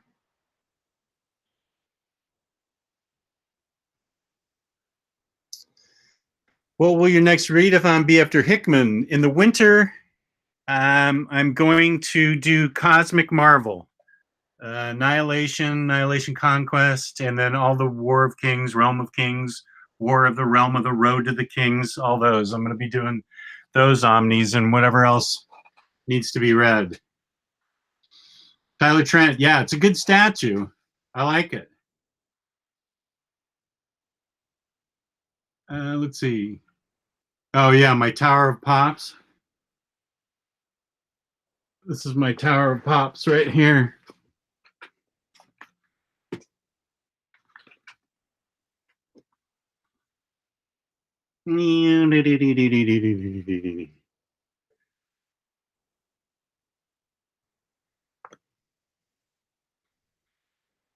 Those are all my Pops that I've left in the box. How's the Hickman readathon going anyway? It's going well. I told Omar at the beginning of the show that I am done with Fantastic Four 2 and the Ultimate Comics and S.H.I.E.L.D. Architects of Forever. So I'm starting Hickvengers 1. Also, when the new S.H.I.E.L.D. book comes out, I'll read that. And then when Hickvengers 2 comes out, so I'm starting right at Hickvengers 1 right now. Oh, and there's Gabe. Gabe the Babe. What's up, dude? I was just about to end the show. Oh, okay. Well, bye, everybody. No, you can stay and answer questions with me. Excellent. You just figured we'd still be on, huh? Yeah, usually these shows are a little bit longer. Yeah, Omar had to leave early. Oh, okay. What a chump. Let's see. Do you like tacos? I do, yeah. What happened to that Sandman Overture Omni? If you mean the Absolute, it got delayed. Yeah, a couple of weeks. It got delayed. Since you're a stock advisor, what current comic books would you suggest for retirement? Actually, Gabe is the comic book maven for CGC books. What current comics would you suggest for somebody to buy and set aside, Gabe? Right now is the best time to get a Fantastic Four #1 and X-Men #1. Those are your big books. I mean, I'm not going to be able to tell you what book you can buy for $5. That's going to turn into like $50,000. But I can tell you what $10,000 books to buy that will turn into $50,000. You know, that's really your best bet. You got to spend money to make money. So yeah, because the Marvel deal with Fox, if they ever put out an X-Men book or an X-Men movie, every X-Men key book is going to explode. X-Men 94, Giant Size X-Men, Incredible Hulk 181, all those books. X-Men #1 is a very undervalued book right now, but it's starting to go up. So now's the time to grab that. Interesting. Okay. That's good for me to know too. Yeah, Fantastic Four 1 also. Fantastic Four 5, the first Doctor Doom. Fantastic Four 48, the first Silver Surfer. All those books are buy them while you can before they become unreachable. Yeah, I'm looking for a nice condition, affordable copy of Fantastic Four 5. Yeah, me too. And I'm going to try and make some big moves and hopefully get a 5 one day. Let's see. Here was a question about Lady Mechanica. Do the 2 OHC Lady Mechanicas finish the run? No, it's just the 2. It's the same as the first 2 trade paperbacks. There's a new trade that just came out, and there was a real skinny little trade in the middle. So it doesn't quite finish the run. It finishes those arcs, but it's not all done. But it does have a conclusion to the arcs in those 2 books. So they're really beautiful and worthwhile. Let's see. Kristen Robertson, I finished Joyride Volume 1 today on your recommendation and loved it so much. Thanks for promoting this joyous book. Yes, Kristen Robertson. Awesome. I am so pleased to hear that. The more Joyride I can get people reading, the better. I am so glad you enjoyed that. What book was it? Joyride. Oh, okay. Yeah, you've been talking. Yeah, you've heard me talk about it before. Yeah, you've been talking about it for a while. That and what was the other one? Suicide Run? One? Suicide Risk. That's another Risk, good one. Welcome Back is the other one that I have been promoting too. And of course, Irredeemable. Irredeemable. Right. The city posters right here. I got those. Gosh, back in 2012 from DC Entertainment, and I have never seen them since. Star City. Oh, and then there's, Coast City. Coast City, Star City, Candor, and Metropolis. Yeah, I haven't seen them reproduced or even on eBay or anything. I just got lucky with those.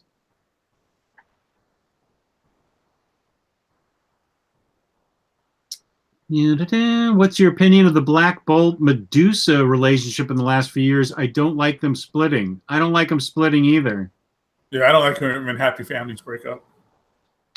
Wait, what about Gabe's exclusive deal with Gem Mint? Aren't you in breach of contract? Ain't nobody holding me down. You can't.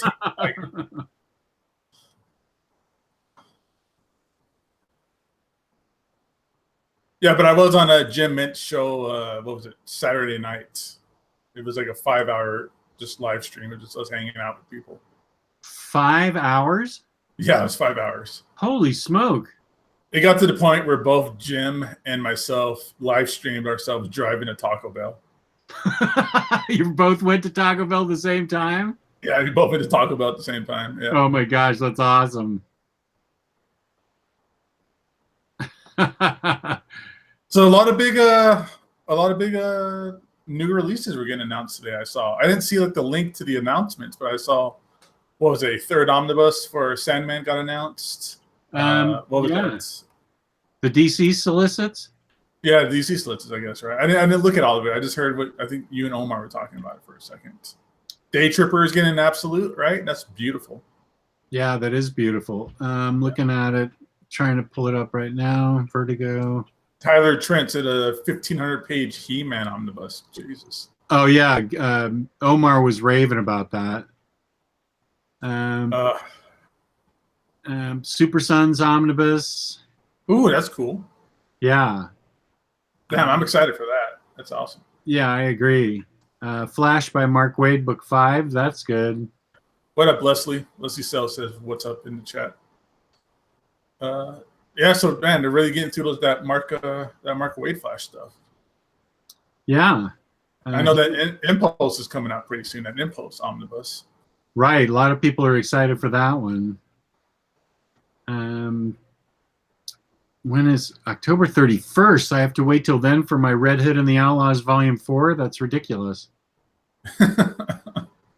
Why can't we have it all now? I want it right now because that's when I want to read it. Oh, Shazam, the Monster Society of Evil Deluxe Edition. That's a big deal. What's on? I got. I think it's an oversize. Yeah. What's that? Well, if they're not gonna, I have a Shazam Monster Society of Evil like oversized hardcover. Ah, cool. Did you haul or read anything this week, Gabe? I basically was just reading more FF Epic Editions and Civil War. You know, I did my homework. I was getting prepared for Civil War. I thought you guys would still be on, but I liked it. Omar hated it. I don't know what Omar's reason would be to hate it, and it's probably a silly reason. Like he didn't like the color of Captain America's shirt or something in one panel. No, he went pretty in depth as to why he hated it. I liked it, and I felt it was well plotted and a good story, but he shot many holes in my love letter to Civil War.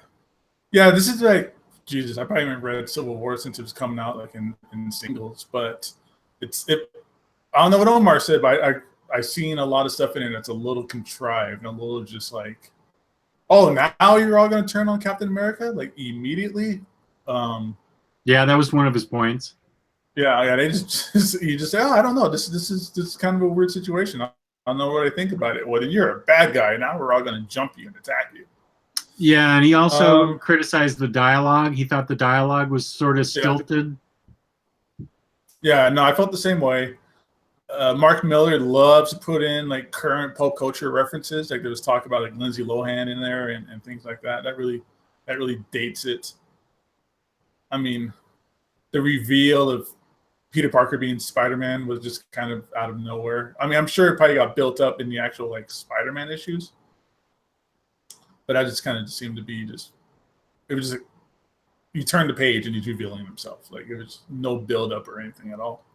Mm. I mean, you know, hey, I think Civil War is a book everybody should have in their collection because I think it's a very important keystone in the Marvel Universe. I just don't think it's holding its age. It's aging pretty bad.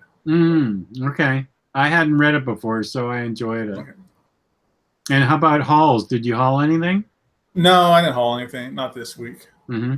Not this week. And then just the whole ending of Civil War too, where like the policeman and the fireman like, stop, Captain America, you're being a meanie pants. Yeah, he had Omar had an issue with that too. Yeah, he goes, Captain America's basically goes, yeah, you're right. I give up then. Never mind. Mm-hmm. Trigonosis says you got to read all the tie-ins to really enjoy Civil War, especially the Iron Man and Avengers stuff. Okay, I will. I'll read that along with my Hickman readathon. That sounds like a perfect thing to do this summer. Yeah, I want to do some more. I'm going to do some read-alongs. I want to really, oh God, I really want to do the Cosmic read-along from not even Annihilation, maybe a little bit before Annihilation. What comes What comes before Annihilation? Thanos. What's it called? Thanos Redeemable? Redemption. Thanos Redemption comes right before it. Mm. So if anybody needs reference, I'm talking about this book here. Oh, that out-of-print book. Yeah, is it out of print? Jesus. Yeah, it's hard to find now. Yeah, this basically sparks a lot of information that's useful for Annihilation, and this is where Star-Lord returns. This is basically the setup for Annihilation. I'm surprised it's not a part of the Annihilation like trade paperback or like the omnibus or anything. But let's see, I know I have it. Where is it? Okay. I'll have to find it. So you suggest I read that first, then before I start Annihilation? yeah, totally. Just as your cosmic read-through include Infinity Gauntlet stuff? No, I think I'm going to set aside that box set and read it on its own. Because I think that a box set like that should be its own read-through. Yeah, you're never going to make it through a cosmic readathon if you do that box set in the middle of it. Right. I know. That sounds awful. I just think I'd be crushed. Yeah, that box set's an entire task on its own.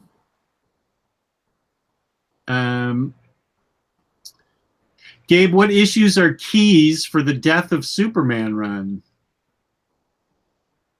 Well, of course, the Death of Superman. That's Superman 75.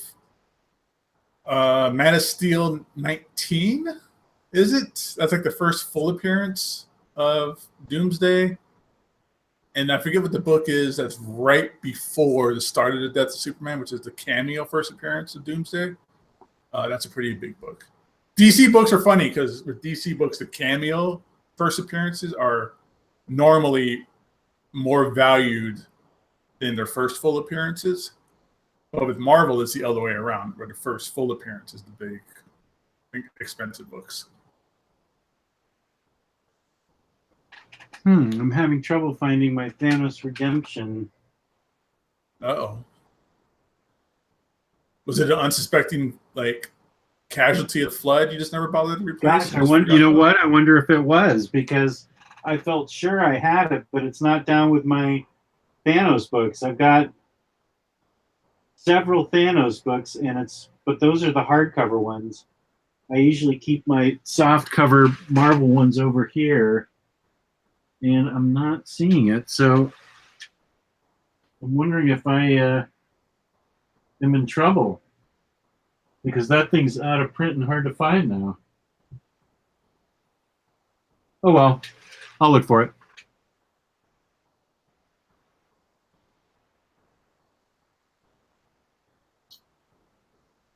So any any big creators lined up for Torpedo Comics in the rest of this month? This month is Frank Miller, which will Oh, be in a week and a half. It'll be the 30th. So next Saturday, it's going to be Frank Miller and Brian Azzarello will be in the shop doing autographs. oh wow, what a good twosome. Yeah, it was going to be Klaus Janson as well, but he ended up having to bail out due to deadlines and project needs and stuff like that. So, but yeah, so that's the big one for this month. I think next month is David Finch. Is that next month, or is it Jock? I forget. Wow.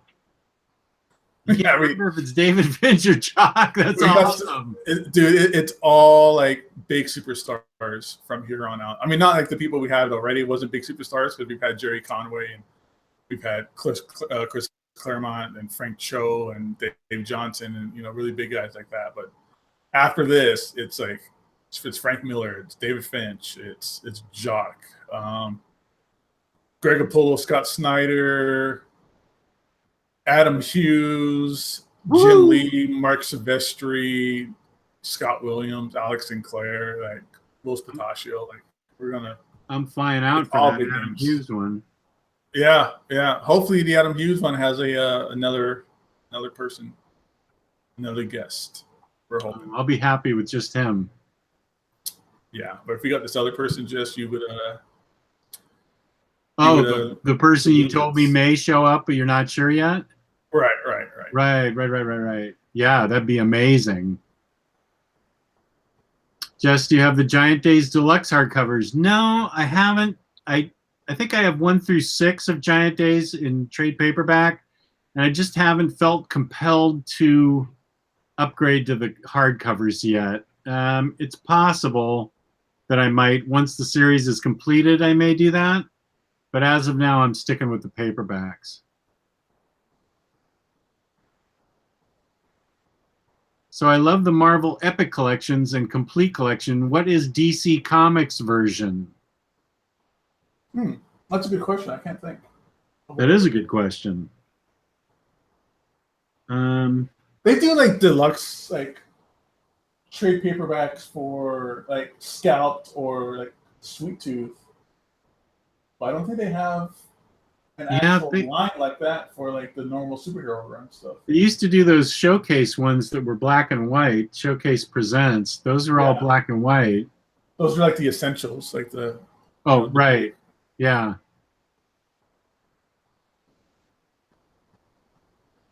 Yeah, I don't think they have that. I think they go just regular trade paperback and deluxe hardcovers.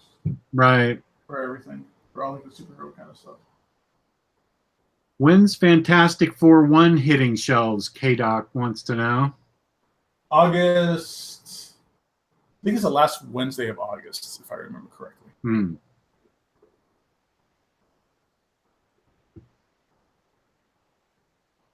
actually excited for that. Yeah, I can't wait. I want to see how Dan Slott handles that. Yeah, I'm excited for all the new writers. Well, looks like we just sold our Avengers #4 CGC 9.4 at the store. Wow. What'd you get for that? I don't know, but I know we were asking $14,500 on it. I'm sorry? We were asking $14,500. Wow. I don't know. It just popped up on my Facebook. So I don't know what we got for it, but somewhere around that amount, I would have to say. So are prices negotiable there? Oh, yeah. Yeah. We love making deals and, giving people, let people talk us down and feel like they got a nice deal. They get a nice book and everything out of it. That's part of the fun. Okay, good. I'll bring my checkbook with me when I come to Las Vegas. What's a check? I guess I'll have to just make sure I have my PayPal full. Do you take PayPal? In certain situations, we can, yeah. Well, my PayPal is full right now. I can get Fantastic Four 5. I want to see you get a Fantastic Four 5, Jess. I want to see you do that. I would love to do that. I need to sell some books to make some money to do that, I think, which is going to be my plan.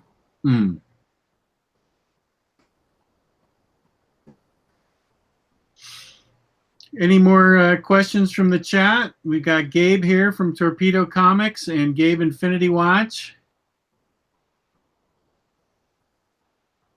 Jess just hit the triple diamonds on the slot machines. Actually, no. Yesterday for Father's Day, we went out to lunch at a place that did have slot machines. But this is how old I am now. I thought they were going to be like hand crank slot machines, and they were. It was some weird thing with tabs or something, and you just kept hitting a button, and they were video slot machines. And I was like, this is not fun at all. I want to see the when you pull the crank. And no, these people were just repeatedly hitting the button, blink, blink, blink. And I thought, I'm not wasting my money on this. This looks awful.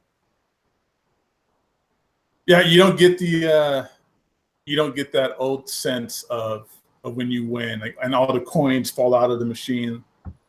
You don't get that anymore. You get a printed out little slip that you take up to the cage or something like that. No more buckets full of like nickels and quarters and dimes. That's what was fun. Yeah, I remember when I first moved out here, or when I used to come out here with my dad on like little vacations. I used to just always go to all the casinos I could and get as many of those buckets as I could. I used to have like a collection of casino buckets. That's cool. Yeah. Trigonosis is asking us, how was our Father's Day? What were your best gifts?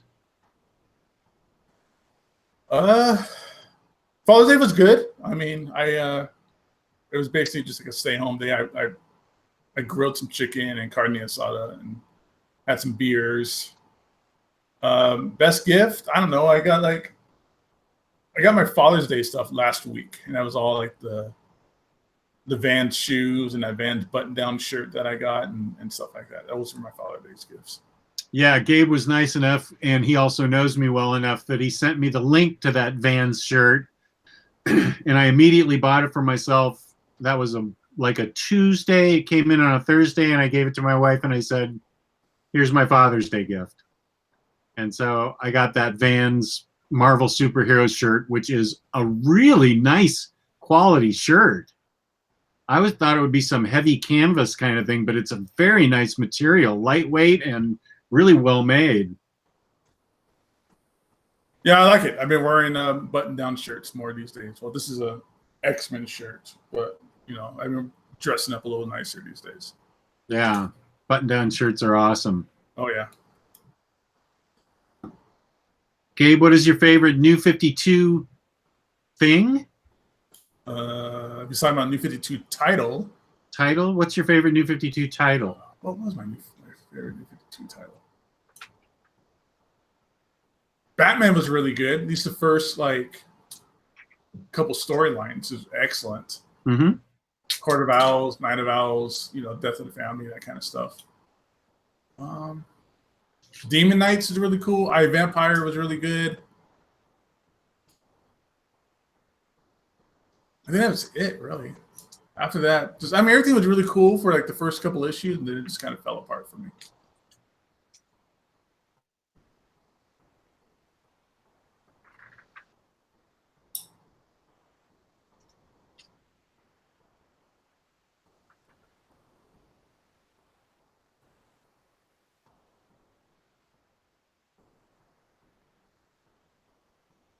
All right, I guess that's it then.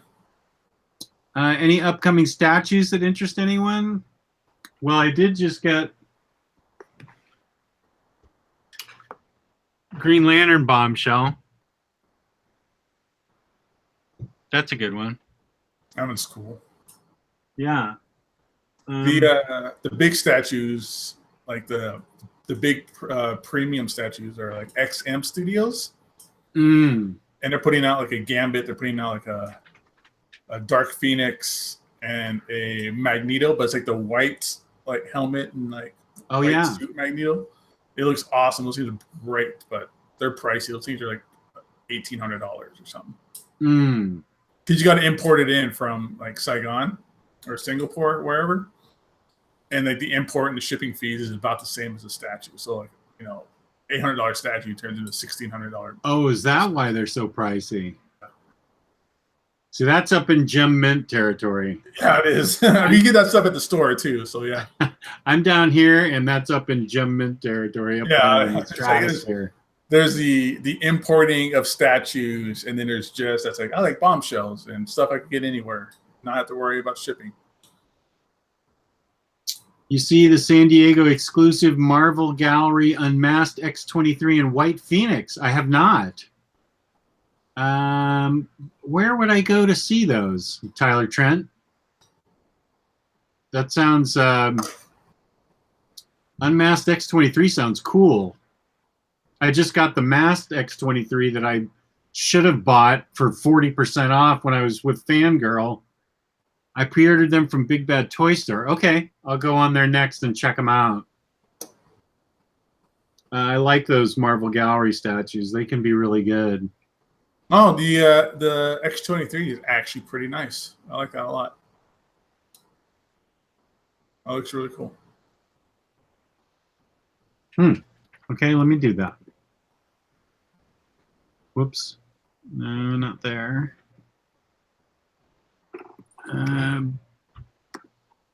Big Bad Toy Store. And here, let me see. Yeah, I'll share my screen, and you can see what I'm talking about. Okay. So here's the White Phoenix. Very nice. Oops, let me highlight you.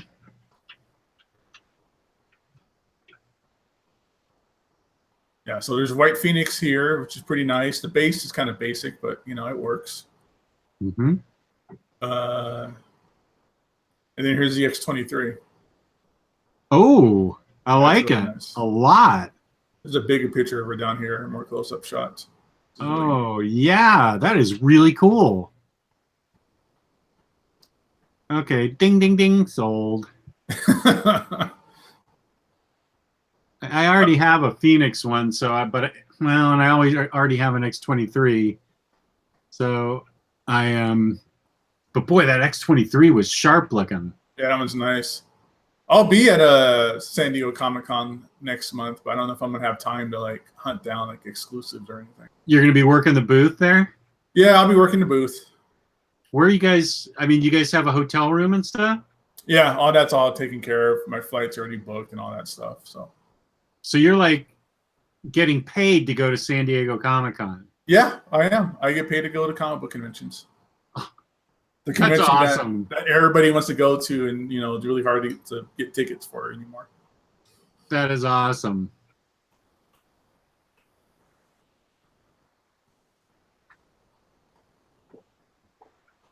I might get that X23 there, Tyler Trent. You're baiting me pretty good. Because I do like her. And I do like that statue. That unmasked one looks really good. I guess Tyler Trent saying they're only $45. That's not bad.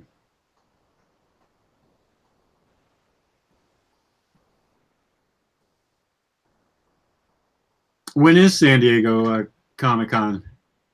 I think it's July 19th through like the 25th, I want to say. 6 days?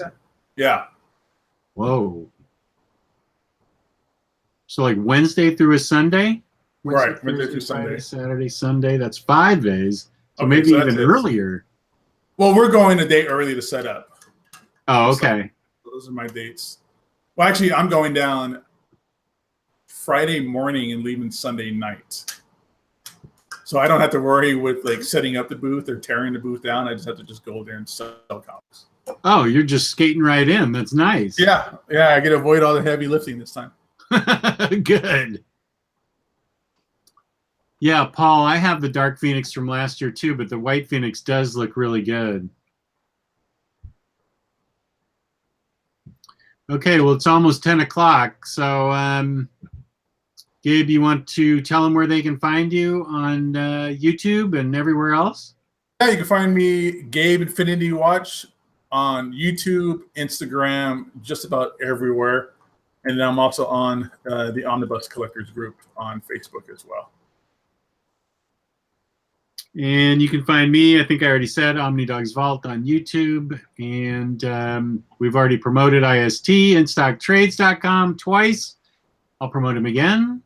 Up to 50% off your collected editions. Loyalty discounts add 2 to 3% with an Omniboslive discount every quarter. Order $50 or more and you get free shipping in the United States. Fabulous customer service, fabulous packaging. That's InStockTrades.com. And we love them. That's right. Okay, so thank you to the chat. Thanks, everybody. Thanks, Gabe, for showing up. That made this a lot more enjoyable. And tune in next Monday when we have a special surprise episode. It's going to be something OmniBros has never had before, so it's going to be exciting. We're looking forward to it. So, everybody, thanks for the chat. Please hit the like button. Please subscribe. Listen to us on iTunes for a podcast. Or and whatever the Android app is. I don't know. I don't have an Android, so I actually don't know. Yeah, Podcast Addict. I know we're on for sure. Podcast Addict. Okay, you guys have been great tonight. Thank you for the great questions. So we will be signing off now. Bye, everybody. Thanks again. Peace and love. Peace and love.